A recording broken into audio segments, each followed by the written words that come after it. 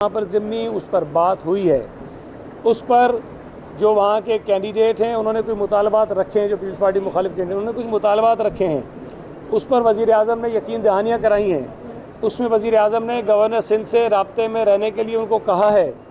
अगर ये तमाम बातें वहाँ हुई हों, जो यकीनन हुई होंगी, ये मुमकिन नहीं है कि वज़ीर आज़म वहाँ सिर्फ ताज़ियत के लिए गए हों।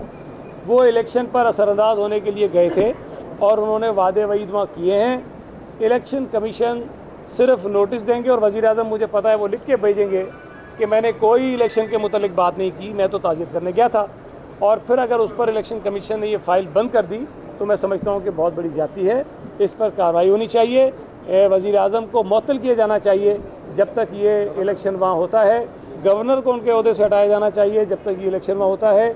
और जो 2 वफाकी वज़ीर वहाँ पर गए थे उनको उनके ओहदों से हटाया जाना चाहिए जब तक वो वहाँ पर इलेक्शन हो जाता है। सैयद गनी साहब, घोटकी में इलेक्शन हो रहा है और आपका जो हुकूमती मेंबर है राजा खान महर साहब, सुनने में ये आ रहा है कि वो आप पार्टी उम्मीदवार के बजाय आज़ाद उम्मीदवार की हिमायत कर रहा है, तो पार्टी ने इस हवाले से कोई नोटिस लिया? देखिए, ज़ाहिर है अगर किसी हमारे क्या है पार्टी के ओहदेदार ने, पार्टी के रुकन असम्बली ने या पार्टी के किसी कारकुन ने वहाँ पर पार्टी के अहकामात की खिलाफ वर्जी की और पार्टी डिसिप्लिन की वायलेशन की तो पार्टी यकीनन उसके खिलाफ कोई कार्रवाई करेगी। लेकिन फिल वक्त ये कहना कि जी वो उसकी वायलेशन कर रहे हैं, इस वक्त मैं समझता हूँ कि मुनासिब नहीं है।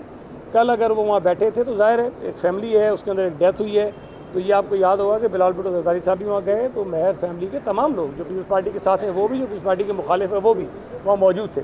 इस मौके पर उनकी मौजूदगी को मैं कम से कम पार्टी डिसिप्लिन की वायलेशन नहीं समझता। सईद भाई, कौम क्या समझे, 2 रोज़ से जो कौमी असम्बली का माहौल है वो बिल्कुल ठीक हो गया है, तकरीरें भी हो रही हैं, आज ज़रदारी साहब भी आ गए, तो कोई अंडरस्टैंडिंग हो गई है, बजट पास हो जाएगा।